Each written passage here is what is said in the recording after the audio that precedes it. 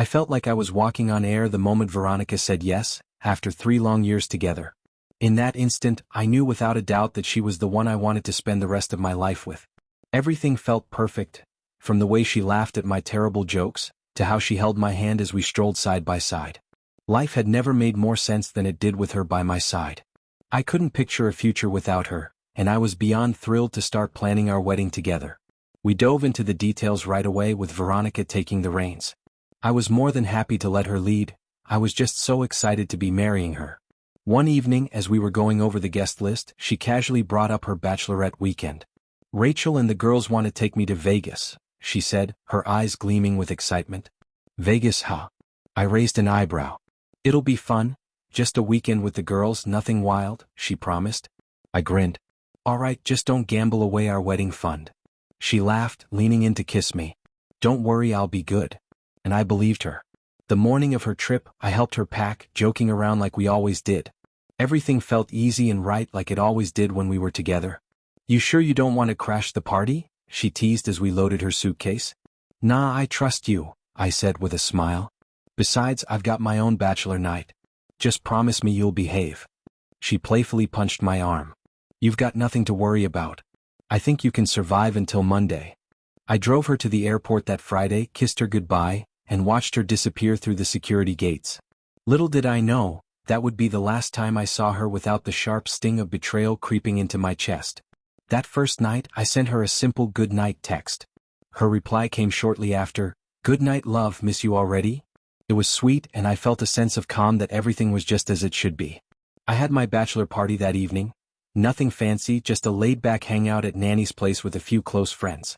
We grabbed some pizza, cracked open a few beers, and reminisced about old times. It was quiet, comfortable, the kind of night that felt like home.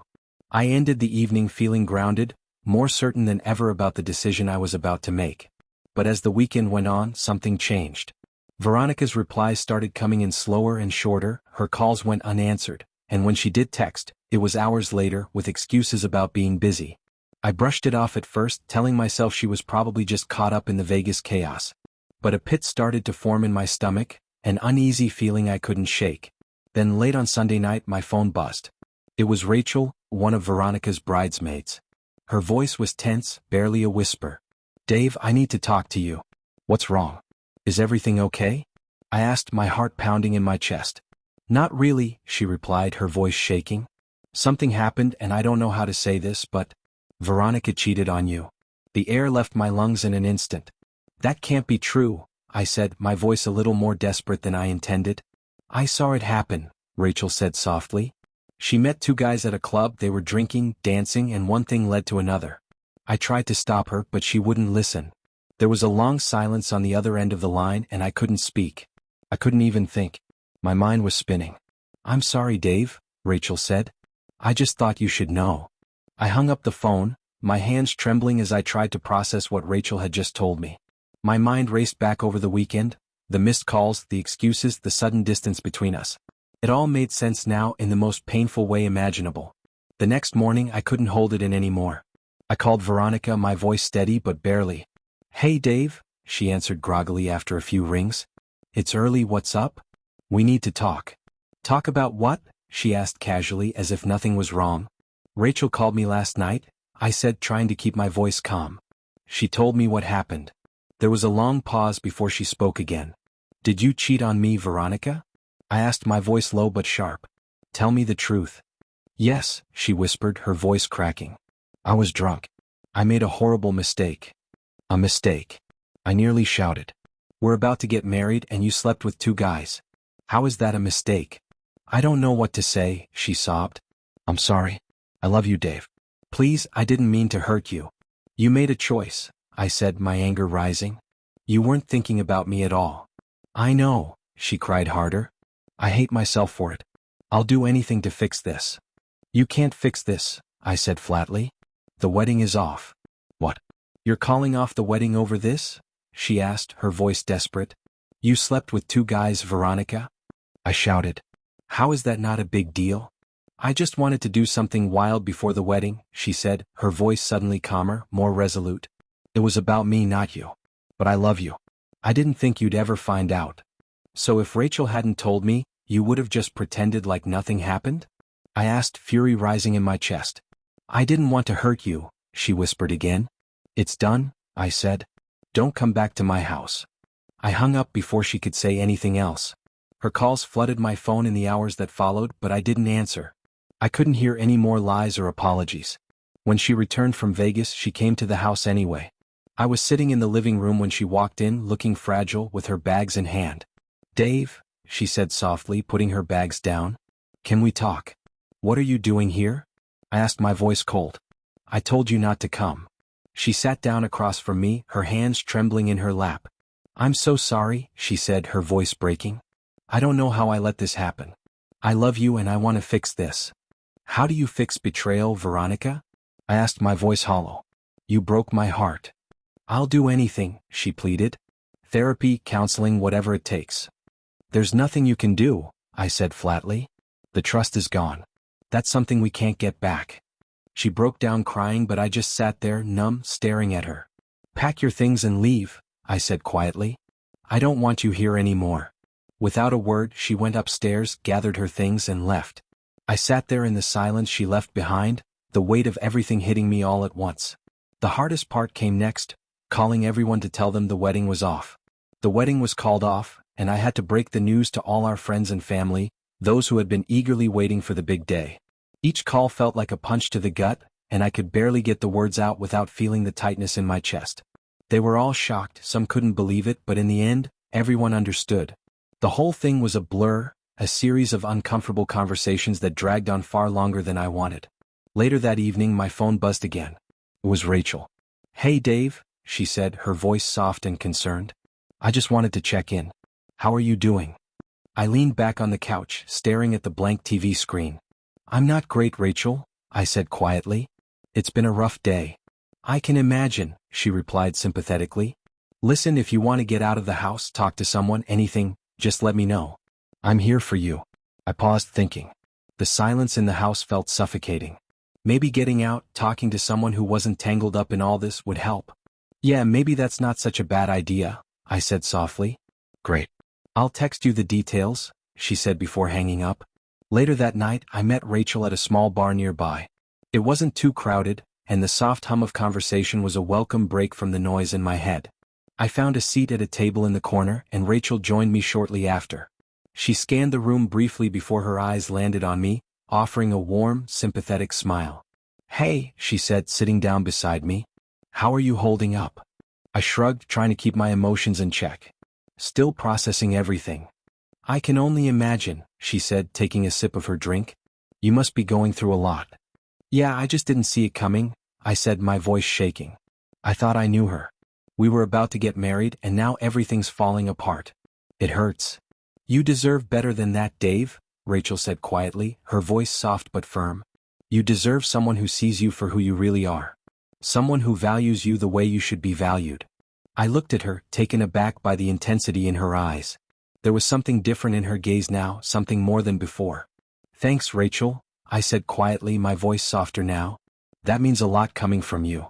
Her smile lingered on me, a quiet intensity that made the air between us crackle with something unspoken. The playful glint in her eyes was unmistakable, and when she leaned in closer, her hand brushed against mine just enough for me to feel the warmth of her skin. You're a great guy, Dave, she said, her voice lowering to something almost intimate. You deserve better than what Veronica gave you.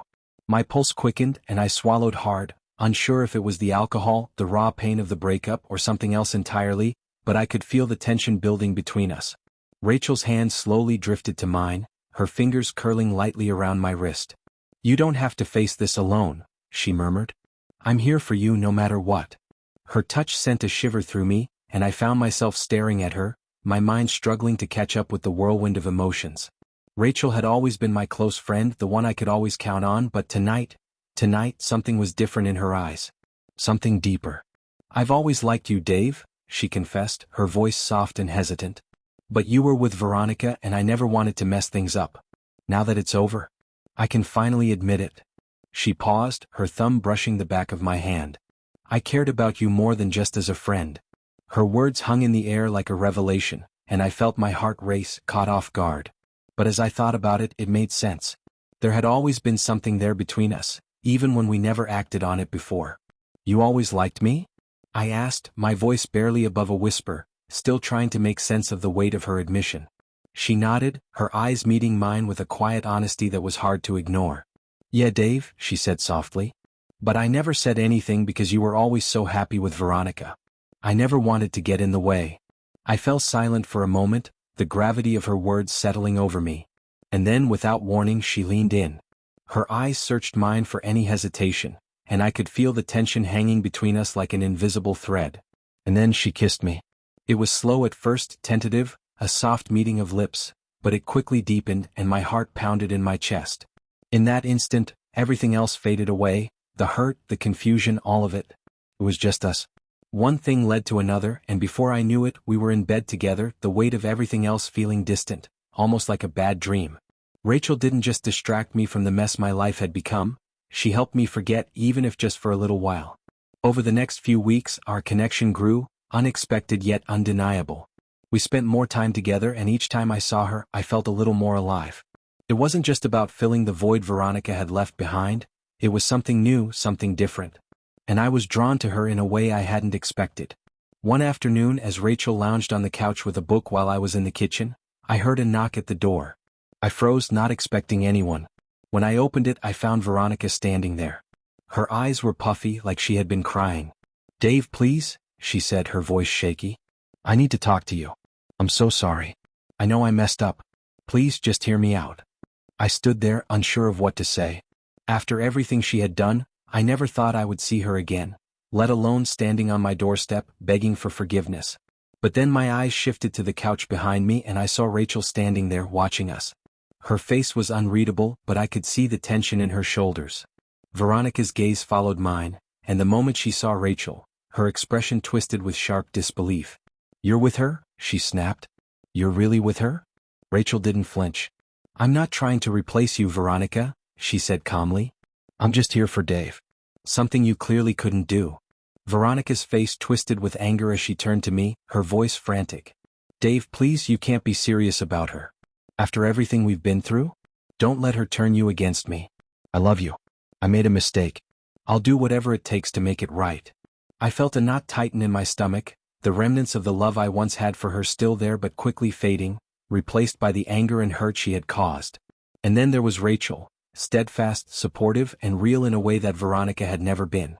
"Veronica, it's over," I said, my voice firm, trying to regain control of the situation. "You made your choice and I've made mine." Her face twisted in frustration, her tears brimming, but I didn't waver. "Please," she whispered, her voice breaking, "don't do this. Don't let her ruin what we had." "You ruined it, Veronica," I said coldly. "And I'm done. You need to leave." With that, she broke down in front of me, her body racked with tears, but she didn't speak another word. She simply turned and walked out, slamming the door behind her. In the weeks that followed, life settled into a new rhythm. Veronica's place in my life was over, and it felt like a door had finally slammed shut on that chapter. Rachel and I grew even closer, and we both knew we wanted something different, something far away from the past we had left behind. We decided to move to a new city, somewhere no one knew us, where we could start fresh, away from the weight of the memories that had burdened us for so long. It was a leap, but it felt right. Together we built something new. I never spoke to Veronica again, her calls and messages went unanswered. With each passing day, the anger and hurt I once felt faded into the background, replaced by a sense of peace I hadn't known in a long time. Rachel and I started a new life, one full of promise and hope. And while the past would always be a part of me, I finally felt free to move forward.